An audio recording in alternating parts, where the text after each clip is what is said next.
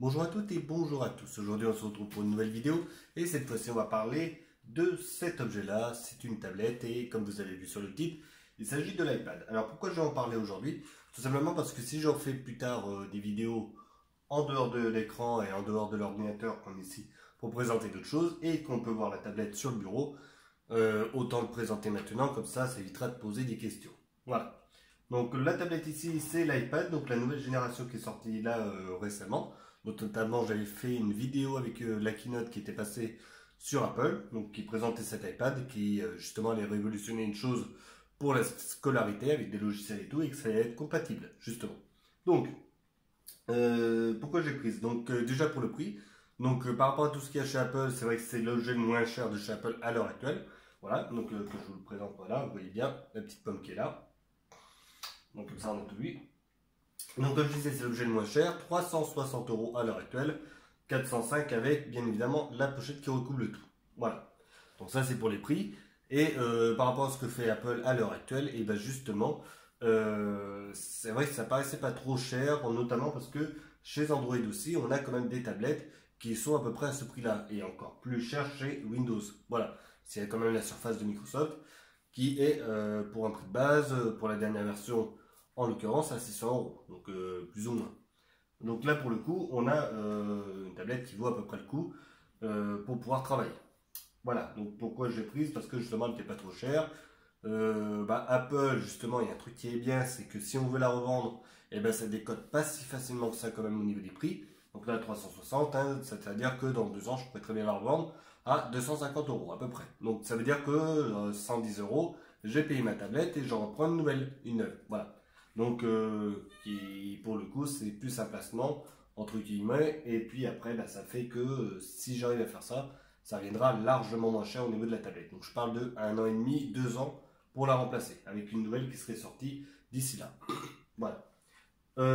Pour les voyages et tout, ce sera pratique aussi pour pouvoir travailler, parce que justement, on peut travailler avec, hein. De toute façon, je vais la découvrir, et puis on verra un petit peu pour le test. On peut mettre un clavier et tout, donc ça, il n'y a pas de souci. Il y a les applications que je vais présenter après qui sont quand même pratiques pour pouvoir bosser. Et par rapport à l'ordinateur, on ne fera pas la même chose, mais quand même, ce sera pas mal. Donc on va passer à un petit point négatif tout d'abord, hein, pour commencer. Donc l'OS en lui-même, donc c'est iOS 11. Donc je parle surtout au niveau du système qui est fermé. Voilà, donc ça, pour le coup, il l'est, ça c'est vrai.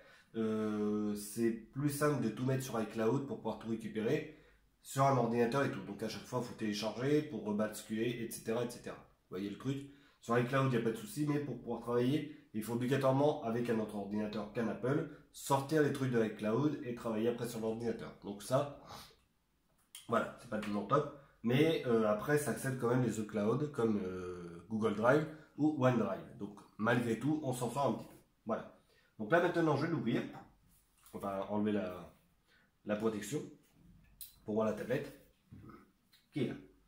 Voilà. Alors celle que j'ai, c'est en gris sidéral normalement. Donc au niveau de la couleur, il y avait le choix entre l'or, entre guillemets style or, et puis l'autre, je sais plus, c'était gris, gris normal, gris clair, je sais plus trop ce que c'était. Donc là c'est gris de sidéral celle que j'ai pris, donc voilà, il n'y a pas de souci après. La tablette en elle-même, alors là on a l'empreinte digitale qui permet justement de déverrouiller. La caméra, volume plus, volume moins, là pour démarrer ou arrêter la tablette, ou plutôt l'écran. Et ici le haut-parleur plus la prise Lightning qui se trouve ici, donc pour le brancher et le recharger. Donc ici je vais le déverrouiller. Voilà. Donc pour la tablette en elle-même, alors ce que j'ai remarqué au niveau de l'empreinte digitale, pas tout le temps rapide, voilà, donc ça c'est ce que j'ai vu. Donc là je vais faire ça, hop, donc là voilà, là c'est bon. Donc ça met 1 seconde voire 2 secondes des fois pour pouvoir vraiment déverrouiller le tout. Donc c'est vrai que c'est un petit peu lent, c'est un petit peu dommage pour du Apple, hein, je parle, parce que le téléphone avec lequel je filme justement, ça fonctionne plutôt pas mal et dans la seconde même où j'ai posé le doigt, c'est directement déverrouillé sur le téléphone. Donc là, pour avoir les pionniers justement entre guillemets au niveau de l'empreinte digitale, pour les avoir posés dans leur téléphone avant de les mettre sur les tablettes, c'est vrai que c'est dommage que ce soit un petit peu lent comme ça. Ça reste toujours plus rapide que de taper un code de toute façon. Voilà. Ensuite, maintenant qu'on a vu tout ça, on va voir les applications. Donc ici, j'ai les applications Microsoft Office. Alors ce qui est cool, c'est que sur l'iPad, c'est gratuit. Voilà. Donc là, je vais vous l'ouvrir en Word. De toute façon, je suis en train de travailler dessus. Word, Word, Excel et PowerPoint, c'est gratuit. Tout simplement parce que l'iPad, il fait moins de 10 pouces. Il fait 9,8 pouces exactement. Et au-delà de 8 pouces, donc pour les iPad Pro, donc iPad Pro 10 pouces quelque chose et iPad Pro 12,5, et ben là, il faut payer parce que l'écran est beaucoup plus grand et du coup, c'est plus simple pour travailler normalement. Et du coup, voilà, il faut le payer, c'est un petit peu le souci. Ensuite, qu'est-ce qu'on a d'autre? On a les applications d'Apple qui sont ici, donc avec Numbers, Keynote et Page, qui eux sont gratuits. De toute façon, il y a GarageBand et iMovie pour pouvoir gérer un petit peu tout ça. iPhoto, ça a disparu au profit de photos qui se trouvent là, donc pour pouvoir retrouver toutes nos photos. Après, il n'y a pas grand chose d'autre à dire. Là, si je vais dans les réglages, bon, il n'y a pas énormément de choses là-dessus. À part qu'il présente la version, donc là c'est iOS 11.3, donc la dernière version.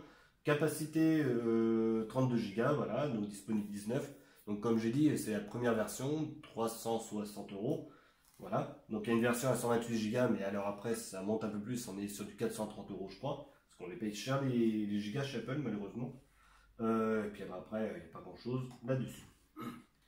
Donc voilà, ça c'est pour la présentation. C'est gestionnaire de fichiers, alors ça c'est pas mal aussi. Ça y était pas avant sur iOS 9 et tout. Donc ça fait très peu de temps que ça y est. Ils l'avaient mis sur iPad Pro et puis depuis, ils l'ont vraiment mis partout et je crois que ça y est sur iPhone aussi. Donc pas mal aussi. Parce qu'on l'a depuis très très longtemps chez Android, donc il était peut-être un petit peu temps de le faire. Donc autant sur des choses ils sont en avance, autant sur d'autres, ça met du temps à arriver quand même. Voilà, c'est un petit peu comme Windows où il tarde à mettre des onglets sur un navigateur du fichier. Donc ça c'est un autre domaine. Donc voilà, ensuite la tablette, franchement elle fonctionne bien en général, l'affichage est bon. Normalement je crois que je suis en Quad HD si tout se passe bien. Difficile de voir les pixels, il faut vraiment l'avoir très très proche, l'écran des yeux pour pouvoir voir les pixels. La puissance, alors on parle pas trop de puissance chez Apple, mais bon on va le dire quand même, c'est le processeur de l'iPhone 8, donc le processeur A8 qui est dedans. Donc ça c'est plutôt intéressant, je crois qu'il y a 3 Go de RAM normalement là-dedans. Et voilà à peu près pour les perfs. Et après le stockage évidemment, on choisit nous-mêmes le stockage interne. Voilà. Apparemment le stockage c'est bien le giga, hein. C'est pas 31 Go, c'est 32 Go. Voilà, pour ce qui est inscrit. Donc c'est plutôt bien. Voilà. Ensuite le clavier, alors on peut mettre un clavier, j'en prends un. Voilà, donc un petit clavier sympa, donc qui est sans fil, hein, ça marche en Bluetooth. Alors si je me mets là, comme ça, voilà, là ici, de ce côté-là, on a tout ce qui permet de gérer un petit peu le Bluetooth. Donc ça c'est intéressant. Donc là je vais me remettre sur Word justement. Et grâce au clavier, par exemple je me mets là. Il faudrait que je recule un petit peu, ce serait beaucoup mieux. Voilà. Voilà, et là après je peux taper du texte, tout ce que je veux. Voilà. Donc ça c'est plutôt intéressant. Maintenant, et j'ai un petit souci avec celui-là, c'est que c'est un clavier qui est en allemand. C'est ma cousine qui l'avait passé, qui était au Luxembourg à l'époque. Donc obligatoirement au Luxembourg, les claviers français, il y en a un peu moins, donc on est sur du clavier allemand, suisse romand, je crois le vrai nom. Voilà, donc après quand je suis avec ce clavier-là, je suis obligé de basculer et de mettre un clavier soit français, soit allemand, suivant ce que j'ai. Donc le français quand je suis en manuel, et l'allemand quand je suis avec ce clavier-là. Voilà. Donc, par contre, j'ai pris un nouveau clavier en Bluetooth, du coup, qui sera un peu plus récent, qui aura vraiment toutes les fonctionnalités là-dessus, parce que si je fais ça, voilà, on peut réduire ou améliorer la luminosité, l'appareil avec le son, réduire ou monter le son. Donc, c'est intéressant. Les LED, ça fonctionne. Après, pour tout ce qui est fonctionnalité de la tablette, il n'y aura pas plus. Voilà. Donc, mais sinon, voilà, j'ai pris un autre clavier qui sera en AZERTY. Et du coup, pour travailler, ce sera beaucoup mieux que ce clavier allemand. Parce que du coup, pour faire les accents et tout, c'est pas tout le temps très simple. Voilà. Donc, voilà pour ce qui est du clavier. Là, je vais le déconnecter maintenant. Ouais, à un moment, ça se déconnecte, hein, normalement. Alors. Donc, le clavier, c'est pareil. Lui, il n'est pas tout jeune. Celui que j'avais là, 2009 quand même, le clavier. Autant dire que ça date pas d'aujourd'hui. Voilà, donc là je suis obligé de rebasculer en français. Et là maintenant j'ai un clavier en français et pour le coup tout marche comme il faut. Et aussi c'est pareil pour les trucs qui sont ici pour pouvoir faire les suggestions de mots. Ça marchera un poil mieux avec un clavier français. Il arrêtera de me proposer des trucs en allemand. Voilà. Donc ça c'était pour la partie clavier et tout, donc que l'on peut avoir en Bluetooth, donc ça c'est plutôt intéressant. De ce côté-là, tous les claviers Apple normalement doivent être compatibles. C'est mieux si c'est en français quand même les claviers. Et après les autres claviers en Bluetooth, c'est pareil, normalement c'est censé être compatible sans aucun souci. Mais surtout que ce sera un peu moins cher au niveau de l'achat parce que les nouveaux claviers Magic Keyboard et tout, on va sur des trucs entre 60 et 100 euros facilement, donc c'est pas c'est pas donné du tout. Voilà. L'assistant vocal lui fonctionne, hein, ça n'y a pas de souci, hein, je peux prendre des rendez-vous, ça c'est bien. Il suffit de dire 10 Siri. Voilà, là ça fonctionne et puis comme ça il y a tout. Bon, là, il n'a pas trop compris. Donc sinon le Siri, aucun souci. Donc par contre il demande à préparer la voix parce que si je le verrouille et que c'est pas ma voix, il va pas démarrer comme ça. Voilà. Donc ça c'est un petit système de sécurité en plus. Après si je lui demande la météo ou quoi que ce soit, il est censé bien parler sans aucun souci. Dis Siri, donne-moi la météo pour demain matin s'il te plaît. La météo annonce un beau ciel bleu dans la matinée à Limoges. Les températures varieront entre un minimum de 11 degrés à 7 heures et un maximum de 19 vers 11 heures. Voilà, la matinée s'arrête à 11 heures. Après si je veux prendre un rendez-vous, ça n'est pas de souci. Dis Siri, programme-moi un rendez-vous pour demain à 14 heures. Très bien. Je programme votre rendez-vous pour demain à 14 heures. Dois-je confirmer? Oui. D'accord. C'est programmé pour demain entre 14 heures et 15 heures. Votre événement apparaît maintenant dans votre calendrier. L'événement s'appelle rendez-vous. Donc là j'ai pris mon rendez-vous. Bon après il faut le nommer vraiment. Dis Siri, minuteur 2 minutes. Voilà, votre minuteur est réglé pour 2 minutes. Donc voilà, là j'ai mis un minuteur, ça fonctionne. Dis Siri, annule le minuteur en cours. Voilà, j'ai arrêté le minuteur et je l'ai réinitialisé sur 2 minutes. Bon voilà, donc tout fonctionne. Et après c'est vrai que malgré tout, c'est quand même assez pratique si on a des petits soucis, on va dire, au niveau de la praxie ou des choses comme ça. Notamment, je pense à des personnes, par exemple des personnes âgées qui ont plus de mal pour bien maîtriser l'outil ou des choses comme ça. Le fait d'avoir la vocale, c'est quand même un truc en plus. Voilà, pareil pour la dictée, ça doit fonctionner sans problème et tout. Pour ouvrir les logiciels, c'est pareil. Dis Siri, ouvre-moi le calendrier s'il te plaît. Donc là, j'ai mon calendrier, mon rendez-vous qui se trouve là. Donc ça, il n'y a pas de souci. Voilà. Pareil, si je mets d'autres rendez-vous, ça les marque là, etc. etc. Donc ça, c'est bien. Ça comprend à peu près bien les choses. Voilà. Après, bon, j'ai pas été très loin avec Siri et tout.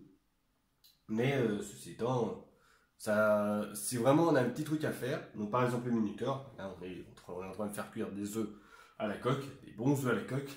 On met l'œuf à l'intérieur de l'eau qui est en train de bouillir. Et d'un coup, on fait ça. 10 Siri, minuteur 5 minutes. Il est réglé pour 5 minutes. Une fois que c'est fait, justement, quand ça aura sonné, notre œuf cocotte sera cuit. Enfin, notre œuf dur plutôt. Il sera prêt, on n'aura plus qu'à sortir de l'eau. Et là, ça fonctionnera du tonnerre. 10 Siri, annule le minuteur. Voilà, j'ai arrêté le minuteur et je l'ai réinitialisé sur 5 minutes. Maintenant, si je veux chercher le minuteur, en temps normal, je sors de mon application, je vais chercher l'horloge, je crois que c'est ça normalement. Après, alarme, chronomètre, minuteur, et voilà. Donc là, j'ai mis très exactement peut-être 5-6 secondes à aller chercher ça, alors que si je vais par Siri, il comprend très rapidement. Mais je peux aller beaucoup plus vite et il va faire directement. Dis Siri, minuteur 2 minutes. Voilà, votre minuteur est réglé pour 2 minutes. Dis Siri, annule-moi tout. Voilà, j'ai arrêté le minuteur et je l'ai réinitialisé sur 2 minutes. Voilà, donc plus on va vite, enfin on peut aller vite ou on peut aller lentement, mais c'est vrai que ça va très vite. Et il comprend très très bien. Ça, c'est vrai que c'est cool de ce côté-là. Après, je sais pas, pour les recherches internet, ça doit marcher tout bonnement. Dis Siri, recherche sur internet la météo pour 4 heures. Dis Siri, recherche sur internet la météo pour 4 heures. Voici le résultat de ma recherche sur internet pour météo pour 4 heures. Voilà. Jetez-y un œil. Bon, ça a été assez rapide, mais il l'a pris quand même. Voilà. Donc ça là-dessus, c'est bien. Après, si je veux arrêter l'iPad par Siri, ça marche pas. Dis Siri, arrête l'iPad. Pour éteindre votre iPad, maintenez le bouton marche-veille enfoncé, puis glissez le bouton qui s'affiche. Voilà, donc là, c'est pas non plus à ce point-là quand même. Voilà. Mais sinon, pour le reste, ça fonctionne à peu près. Dis Siri, combien de batterie il me reste? La batterie de votre iPad est chargée à 29%. Ça marche aussi. Voilà. Donc voilà pour la globalité de la chose. On va pas faire que du Siri non plus, mais sinon tout le reste, ça fonctionne, ça n'y a pas de souci. Hein, L'iPad, on va dire qu'il est assez bon. Pour le son, alors le son, comment dire? Et le son il est bon, on peut écouter de la musique, ça n'y a pas de souci. On peut faire une petite musique d'ambiance. Après, ça va manquer un petit peu de grave. Et en plus, on est en mono. Donc, c'est vrai que malgré tout, si vraiment on aime la musique et tout, c'est toujours mieux de soit le brancher sur des vraies enceintes, donc ce qu'on a sur les deux côtés avec les satellites, plus ceux qui sont de grave qui est en bas, on ne voit pas, ou soit sur une enceinte Bluetooth, et puis là on aura un son qui sera de meilleure qualité du coup, et avec un petit peu de grave, contrairement à là où justement les graves sont plus caisse claire qu'autre chose. Voilà, donc c'est vrai que là-dessus, le son il est bon, on va bien entendre et tout, la musique va être agréable à écouter, il faut être quand même très honnête, par rapport à certains téléphones, par rapport à certaines tablettes, on est très très au-dessus au niveau du son, mais on va sentir que c'est bien une tablette, le son il sort que à droite, enfin par rapport à l'orientation de la tablette, donc il est bien mono, et en plus de ça, ça va manquer un petit peu de grave, étant donné qu'on n'a pas de caisson, et les graves il essaye de les faire grâce à la caisse en alu qu'il y a autour.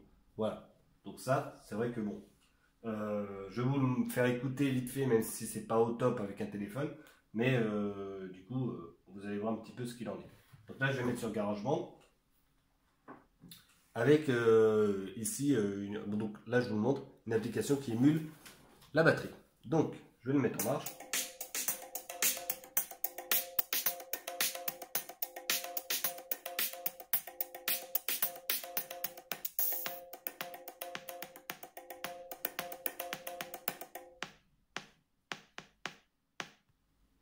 Voilà, donc là on entend qu'il n'y a pas tant de basse que ça, malgré tout. Donc c'est vrai que là-dessus, hop là, on va aller là-dessus. On va changer. Cette fois-ci, je vous présente les petites cordes japonaises. Alors, on va pouvoir écouter un petit peu ce que ça fait.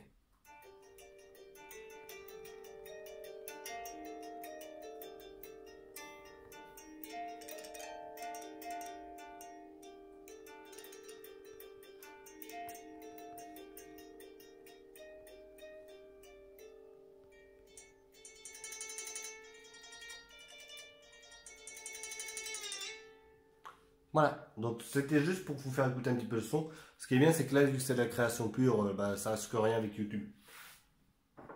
Donc ça, c'était GarageBand hein, que j'ai mis.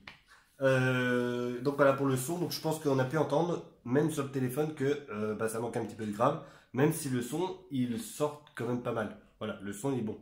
Après, comme il n'y a pas autant de grave que ça, malgré tout, on va le sentir un peu. Voilà. Donc comme j'ai dit, l'iPad, bon son et tout, mais c'est toujours mieux sur des vraies enceintes malgré tout pour pouvoir écouter la musique correctement. Au pire même pour faire de la création musicale, comme ce qu'on a là. Si je me mets là, là-dessus, non c'est pas ça. Non, il n'y a pas de piste notée. Si j'ai des pistes ou des choses comme ça, obligatoirement, pour faire vraiment de la création, monter ses pistes, etc., c'est toujours mieux d'avoir des vraies enceintes. Voilà. Donc, pour le coup, il en restera pas moins que malgré tout, il faut quand même un petit peu de matériel autour pour vraiment faire de la création. Donc là, c'est GarageBand, ok, mais il y a quand même pas mal d'autres logiciels où on peut faire de la musique et tout avec l'iPad. Et là, malgré tout, pour pouvoir émuler même des synthés, des choses comme ça, le son de l'iPad, malheureusement, il suffira peut-être pas obligatoirement pour pouvoir profiter correctement de l'expérience que l'on peut avoir avec. Voilà. Donc ça ne coûte rien d'avoir un petit fil, mais ce sera toujours beaucoup mieux avec ça. Là, si je branche, voilà. Donc là, on va baisser un petit peu l'iPad.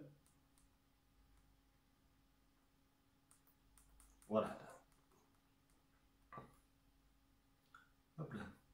drums.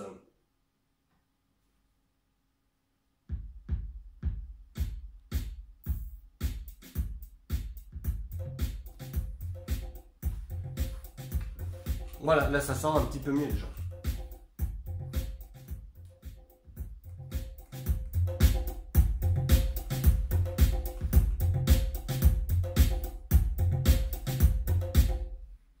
Voilà, et là pour le coup on se rend compte, là il y a des basses, il y a vraiment ce qu'il faut, on profite de la musique et du coup c'est quand même largement mieux ainsi. Hein, quand même, malgré tout, ça reste quand même bien mieux autrement.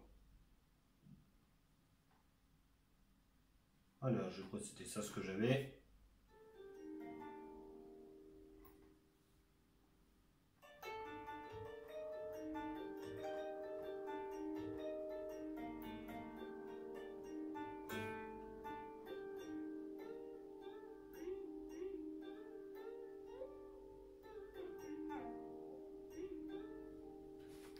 Voilà, donc c'est tout, hein, c'est bon, on va pas faire que de la musique. Mais pour le coup, oui, le son est quand même meilleur. Surtout que l'iPad à la base, le DAC qui est intégré, il est quand même très très bon. Donc ça là-dessus, autant en profiter. Et je pense qu'à mon avis, on peut très bien écouter de la musique de très haute qualité en FLAC ou un truc comme ça sur une vraie chaîne hi-fi avec l'iPad. Normalement, ça ne va pas trop gêner, on doit avoir quand même un son. Quand même correct. Ça ne vaudra pas un baladeur purement hi-fi malgré tout, mais ça suffira largement pour écouter un très très bon son en qualité CD en l'occurrence. Voilà. Donc par rapport à du MP3, on sentira normalement, pour un audiophile, je parle, la différence entre les deux avec un iPad et une bonne chaîne qui suit derrière. Voilà. Donc je crois que c'est tout pour la vidéo. Hein. Je fais à peu près le tour. Donc pour faire le bilan global de tout ça, mais l'iPad il fonctionne très bien, l'écran est très beau, Quad HD, attention. Hein. Voilà, bon après on oublie le format, hein, c'est leur format eux. Ouais, c'est très très facile à utiliser, Siri fonctionne bien, ça y a pas de souci. Les applications qui sont de base installées, c'est cool. Microsoft Office gratuit, bon alors ça je savais pas, mais pour le coup c'est une petite surprise aussi, une bonne d'ailleurs. Donc ça c'est toujours assez intéressant à prendre. Et puis bah, le reste, bah, franchement, j'ai pas grand chose d'autre à dire. Dessus, ça fonctionne de manière impeccable. Voilà. Le lecteur d'empreintes digitales, je regrette qu'il soit un petit peu lent, surtout sur l'Apple Store où ça met un petit peu de temps à valider. Voilà. Donc ça c'est plutôt dommage de ce côté-là. Donc si je prends une des applications, bon, après il faut trouver des apps. Voilà. Un truc que je vais installer pour l'enlever. Voilà. Donc là je vais mettre my canal. Je mets le pouce.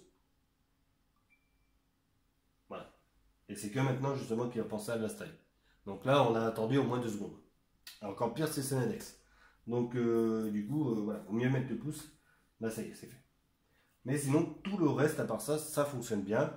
L'OS il est fermé, donc ça c'est ce que j'ai dit au début, ça va être le point négatif, mais comme tout Apple qui se respecte, que ce soit macOS ou iOS, donc à chaque fois on a toujours le même souci, il vaut mieux avoir iCloud ou un drive externe, donc sur Microsoft c'est OneDrive qui me permet de gérer tout partout, en plus Microsoft Office est disponible online avec ça, donc ça c'est plutôt sympa.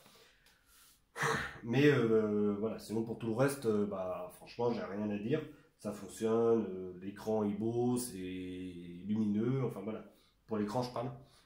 Pas grand chose d'autre à dire, donc je voulais faire ce petit test aussi. En même temps pour présenter l'iPad au cas où vous le verrez sur une vidéo ou des choses comme ça. Au moins on le présente et puis voilà, on sait qu'il est là. Mais personnellement, j'ai pas de problème là-dessus. La batterie est bonne. Là, je suis à 26%, bon, évidemment. Mais ça fonctionne très bien. On recharge, on n'est pas sur de la recharge rapide, malheureusement. Voilà. Donc, ça, par contre, voilà.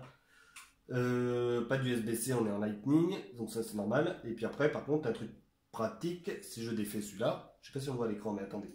Voilà. C'est le temps de le défaire. Où il va sortir? Voilà. Donc là, pour le coup, je peux changer la prise. Donc là, je suis en prise française. Je peux mettre une prise anglaise, américaine ou chinoise, que sais-je, dessus grâce à ça. Donc ça, c'est plutôt pratique. Surtout si on est une personne qui voyage beaucoup, donc un journaliste ou quoi que ce soit. Plutôt bien d'avoir fait ça. Voilà. Et puis, il y a quand même des petites choses chez Apple qui sont intéressantes. Parce que je trouve qu'ils ont aussi enlevé beaucoup de choses. Hein. Notamment sur les MacBooks. Avant, il y avait possibilité d'avoir une prise aimantée qui permettait d'éviter que le bac suive quand on arrache le fil. Ça peut arriver, on se prend les pieds, bah, le fil il part, c'est pas grave, hein, on a toujours 10 heures de batterie, donc ça va pas se décharger comme ça. On a vu ça, c'est pas grave, on remet le fil et puis on part. Nous, on tombe pas, l'ordinateur il tombe pas, et en plus de ça, c'est safe pour tout le monde. Voilà. Et ça, ils l'ont enlevé malheureusement, ils ont pu faire l'USB-C. Et pour le coup, bah, on ne va pas se prendre les pieds dedans. Mais ça, par contre, la prise, ils l'ont gardé, heureusement. Donc on se retrouve pour une prochaine vidéo. J'espère que celle-ci vous aura plu. Bon, elle était un petit peu longue, mais au moins ça permet de présenter tout ça.